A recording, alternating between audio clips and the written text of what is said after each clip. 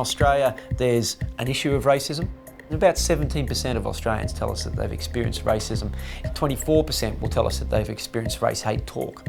We know from the international data that only about 1/3 of people will speak up or speak out when they witness racism or some other sort of form of discrimination they're a witness to. In Australia, our data suggests that Australians might be a little bit more likely to act, maybe as many as 50%. This is encouraging. Wait, where'd you get your scarf from? Pardon? The Bystander Anti-Racism Project is a 3-year ARC funded project which is looking at what people do when they witness racism. What actions do they take? How likely are they to take action? What's an obstacle to action? What would facilitate action?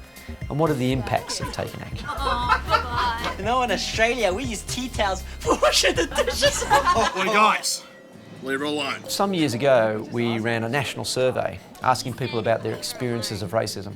And we asked victims of racism what they did about that. 64% did nothing, 4% made a formal report, but about 20% took some sort of action in the moment or straight after, engaging with the perpetrator, for example. And we thought that's therefore the most common form of anti-racism. It's in the moment. But why don't we look at what bystanders do rather than putting all of the expectation on the victims? So it's an attempt to look at anti-racism in the moment, but not in a victim-centric way. Come on, mate, we're just asking where she got her scarf from. He said leave her alone. She didn't do anything to you. Oh, come on, we're just having a laugh. Well, it's not very funny. Whatever. Come on, let's just go.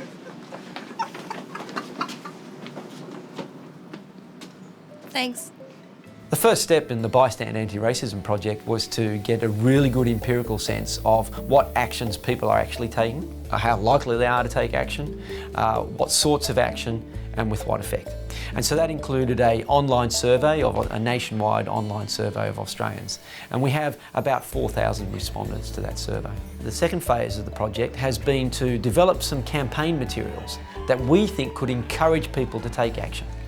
And those campaign materials are vignettes, settings of an instance of racism where a bystander is a witness to it. Hey, watch it! Sorry, mate. Just trying to get to my seat. Yeah, and I'm trying to watch the game. Shouldn't you be driving a taxi or something? We're using those to encourage people to take action, but we're evaluating the success of those campaign materials as well. But the settings are based on real experiences as recorded in our survey data. The ultimate aim of the Bystander Anti-Racism Project, of course, is to change behaviour.